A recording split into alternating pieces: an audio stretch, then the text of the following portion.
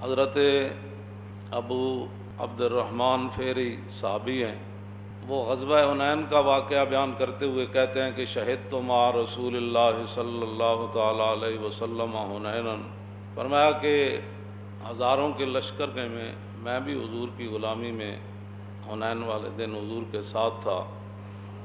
فسرنا فی یوم قائز شدید الحر، فرمایا جس دن ہم رسول اللہ کی غلامی میں چل رہے تھے وہ بڑا گرم دن تھا۔ فی یوم قائز شدید الحر، دن بھی گرم تھا اور نہ پوچھو کہ گرمی کتنی تھی۔ حضور کے ساتھ ہم چل رہے تھے اور نزلنا تحت ظل شجرۃ، پھر ایک جگہ رسول اللہ رکے تو صحابہ درختوں کے نیچے چلے گئے آرام کرنے کے لیے، تو میں بھی ایک درخت کے نیچے چلا گیا۔ فلما زالت الشمس، فرماتے ہیں جب سورج ڈھل گیا، یعنی حضور سورج ڈھلنے سے پہلے مسلسل چلتے رہے گرمی میں، صحابہ پر لاکھوں سلام ہو، انہوں نے پھر چیزیں بھی پوری بیان کی تاکہ بعد میں آنے والے اگر مگر سے کہیں دین سے بیزار نہ ہو جائیں اور تھوڑی سی تکلیف دیکھ کر کہیں دین کو چھوڑ نہ دیں۔ فرمایا کہ جب سورج ڈل گیا تو فلبست لحمتی ورکبت فرسی، میں نے ہتھیار پہنے اور اپنے گھوڑے پر سوار ہوا۔ فاتیت رسول اللہ، حضور جہاں جلوہ گر تھے میں وہاں آیا۔ وہو فی فسطاطہ، حضور خیمے کے اندر جلوہ گر تھے۔ آپ سوچ سکتے ہیں خیمے میں کتنی گرمی، اور حضور وہاں تشریف فرما تھے۔ فقلت السلام علیکہ ورحمۃ اللہ وبرکاتہ یا رسول اللہ، کہتے ہیں میں نے سلام پیش کیا تو میں نے کہا قد حان الرواح، حضور کوچ کرنے کا وقت آ گیا ہے، بس ہم نے یہاں اتنی دیر ہی ٹھہرنا تھا، اب تو جس طرح آپ نے فرمایا تھا اب یہاں سے چلنا ہے۔ فقال اجل، نام، حضور نے فرمایا ٹھیک ہے۔ اگلی باتیں جو ہے نا وہ بات تو ہر ایک ہی بے حساب ہے اور اس کی کوئی حد نہیں ہے، لیکن کہتے ہیں ثم قال قم یا بلال، میں نے جب عرض کی کہ حضور کوچ کا وقت ہو گیا ہے تو حضور نے فرمایا بلال اٹھیے،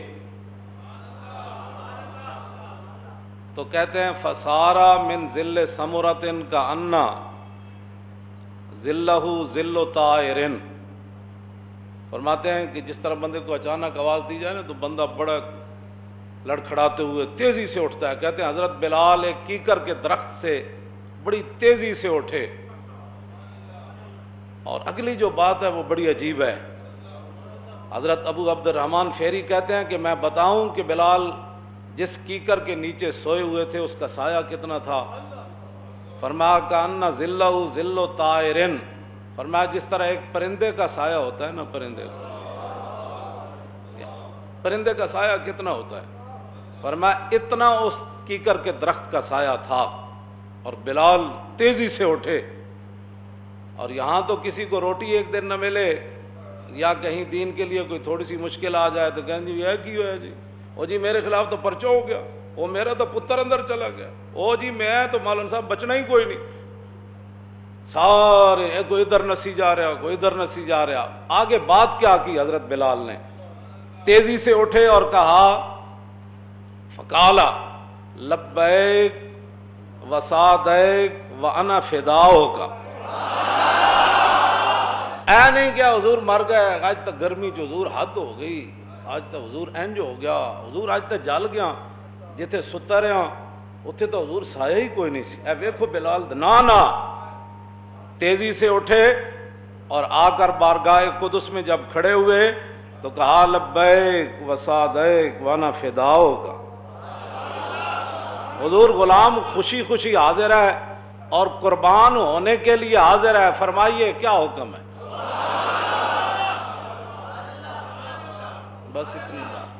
بس اتنی بات ہے، اس سے بڑی کوئی بات نہیں ہے۔ جو اپنی مسجدیں نہ بچا سکے، صدیوں بعد تھا اور 22 کروڑ اندر داخل ہو گئے. اور میں نے کہا تم نے حضور کے ساتھ سخت گرمی میں چلنا تھا اور اتنے سارے سائے کے نیچے سخت گرمی میں تم نے لیٹنا تھا, اور جب حضور آواز دیں تو چھلانگ لگا کر کھڑے ہو جائیں, حضور میں حاضر. تم نے کرنے تھے ایسے کام جو اپنی مسجدوں کی صفیں نہ بچا سکے, جو اپنی مسجدوں کی صفیں نہ بچا سکے. یہ اس طرح کی جو نماز یہ پڑھوانا چاہتے ہیں نا, اس طرح کی نماز کو دیکھ کر انہوں نے چونکہ تاریخ پڑھی ہوئی ہے, تو حضرت رومی جب سفیر آیا نا تو حضرت عمر کے دور میں, اور نماز کا ٹائم ہو گیا, تو حضرت عمر نے فرمایا باہر کھڑا ہو دیکھ ہم اللہ کے سامنے کیسے سر و سجود ہوتے ہیں.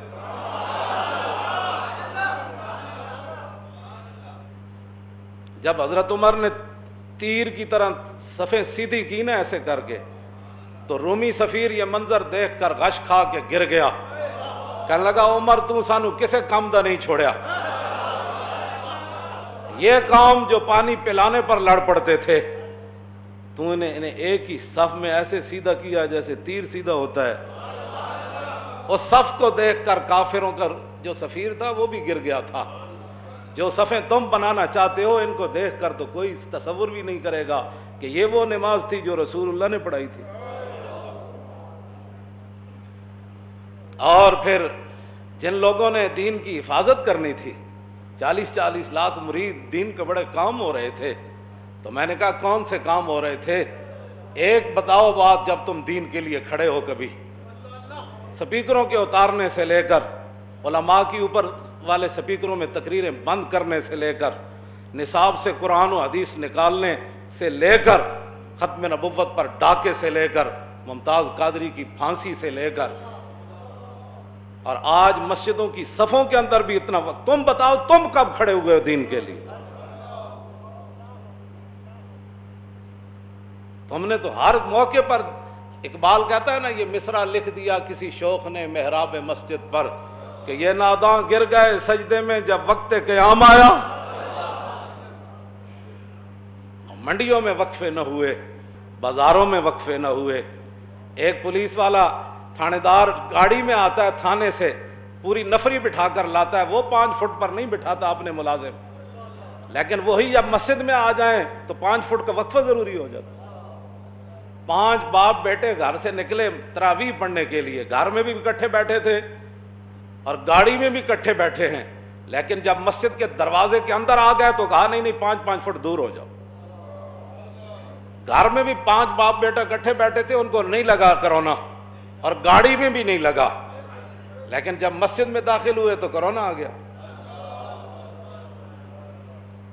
اقبال قلندر لاہوری نے یہ بات کی تھی, کہتا از غلامی دل بمیرت در بدن, از غلامی روح گردت بار تن, از غلامی ذوف پیری در شباب, از غلامی شیر غاب افگندہ ناب, از غلامی بزم ملت فرد فرد, این و آن با این و آن اندر نبرد. میں کہتا تھا اقبال یہ بات کیسے کر گیا, کے اندر قیام وہیں در سجود, کاروبارش چوں صلاتے بے امام. میں تو سوچتا تھا اقبال یہ بات کیسے کر گیا کہ ایک سجدے میں ہے دوسرا قیام میں ہے, ایک یہاں کھڑا ہے دوسرا 5 فٹ پر کھڑا ہے اور جماعت ہو رہی ہے. جو بندہ کچا پیاز کھاتا ہے نا اور لہسن کھاتا ہے, حضور نے فرمایا وہ مسجد میں نہ آئے. کیوں نہ ہے؟ اس کے منہ سے بدبو آتی ہے, اور وہ ساتھ نمازیوں کو بھی تکلیف دے گا اور اللہ کے فرشتوں کو بھی تکلیف دے گا. میں جو بات کرنے لگا وہ بڑی توجہ سے سننی ہے. اگر کوئی صفوں میں گنجائش کی بات ہوتی نا تو حضور نے فرمایا تو گھر بیٹھ, تو نے نہیں آنا, تو گھر بیٹھ.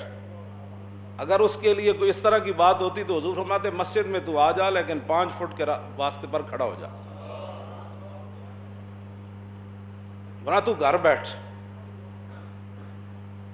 اور یہاں بڑے بڑے لوگ جب بات آئی ہے دین کی تو دین کی ترجمانی کرو, وہ آ گئے نہیں جو ٹھیک ہے ہم وقفہ کر لیں گے, یہ کر لیں گے, ہم وہ کر لیں گے. وہ ایک بار پوچھو تو صحیح کہ ہم نے بھی کبھی مداخلت کیا تمہارے تھانے میں؟ ہمیں نہیں پتا کیا ہوتا ہے, اوپر سے لے کر نیچے تک ملک میں کیا ہو رہا ہے سب کو پتا ہے, لیکن ہم اتنے ہی مکلف ہیں جتنی بات کر رہے ہیں. اور تم مسجدوں کو پڑھ گئے، پورا جناب میڈیا مسجدوں کو پڑھ گیا، لبرل پڑھ گئے، حکومت پڑھ گئی، سب جو مسجدوں کو پڑھ گئے. جب مسجدوں میں کرونا آنا تھا، مسجدوں میں کرونے کی بات نہیں ہے، یہ مسجدوں میں کرونے کی بات نہیں ہے، یہ دین کے خلاف سازش ہے. جو ہمارے آقا و مولا کو ظاہری حیات میں دکھ دینے سے باز نہ آئے، حضور نے ان کو امن دیا، مدینے میں ان قبیلوں کو امن نہیں دیا، فرمایا رہو، لیکن وہ رسول اللہ کے سامنے، خلق عظیم کے مالک کے سامنے، محبوب رحمت للعالمین کے سامنے حضور کے خلاف کون سی سازش تھی جو انہوں نے مدینے میں نہیں کی؟ حضور نے پھر تینوں کو نکال دیا، ایک کو تو ذبح کروا دیا قبیلے کو. تو کیا یہ یہودی اور یہ نصرانی حضور کے سامنے دین کے اتنے بڑے دشمن ہیں تو صدیوں کے بعد تو دین دے سجڑ بڑھ گئے.